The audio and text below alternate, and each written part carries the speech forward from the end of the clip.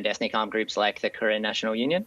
So alongside the protests that I'm sure you're all aware of, there is increased fighting in areas that have been fairly peaceful for the past few years, including Karen State, where this post is located, and also Kachin State in the north, where we've seen the armed groups like the KNU and the KIA trying to retake territory from the military since the coup.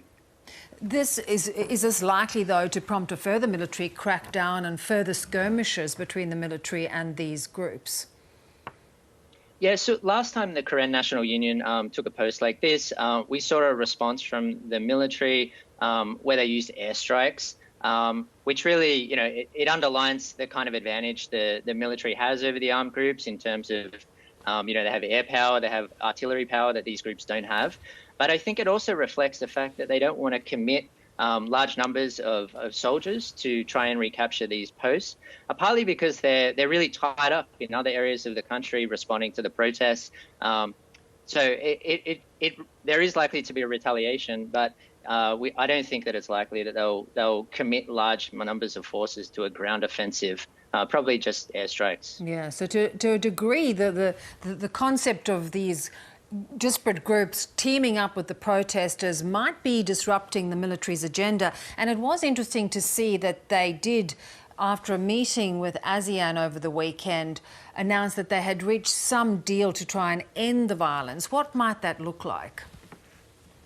Yeah, so the Myanmar military leader, Min Aung Hlaing, went to Jakarta on Saturday and met other ASEAN leaders. And after the meeting, it was quite long, they released what they called 5-point consensus. One of the points was to stop the violence, to exercise restraint. There's a lot of criticism of that deal. There was no talk of political prisoners, for example, including Daw Aung San Suu Kyi, no talk of releasing her. But still, an agreement seemed like the start of maybe ASEAN being able to exert some influence, positive influence over the military, and to stop the violence that we've seen. But after returning to Myanmar, the senior general Min Aung Hlaing has said, kind of walked back some of those what appeared to be promises, and said that the military would consider sticking to that agreement after it ensured stability, which we can interpret as meaning after it is extinguished the protest, basically, and seemingly giving himself a free rein to continue cracking down on protesters and also ethnic armed groups like the Korean National Union. Yeah. Talking of Aung San Suu Kyi, she had a court appearance again via video today. Her legal team, although they haven't actually seen her in person, say she's frail and thinner than usual. Are we any clearer on her state of health? No, when you have court hearing by video conference, it is very difficult. She was looking thinner, according to her lawyer.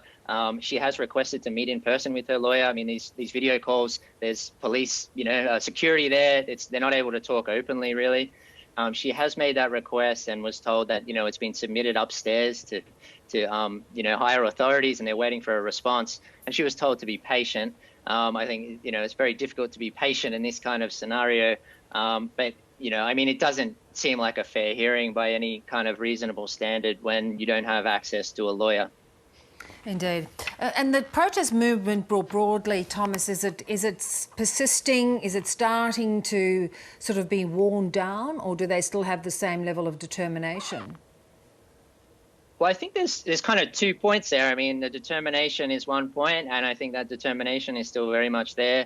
But we are seeing the protests shift. I mean, in late March and through the first half of April, there was some very, massacres basically of protesters. And this confrontation where protesters were setting up barricades and facing off with the armed forces was resulting in a huge number of casualties. And so the protesters in some areas, particularly Yangon and Mandalay, the main cities, have kind of shifted tactics, and they're doing flash protests and other forms of, expressing dissent through other forms where they're less likely to be killed. But in some regional areas, we are still seeing mass protests. In Sagaing region has really, we're even seeing sort of protesters, take up weapons against the military, against the security forces, and inflict casualties on them.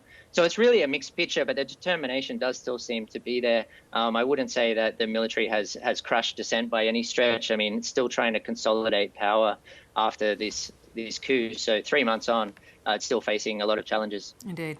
Good to talk, Thomas. Thanks for joining us.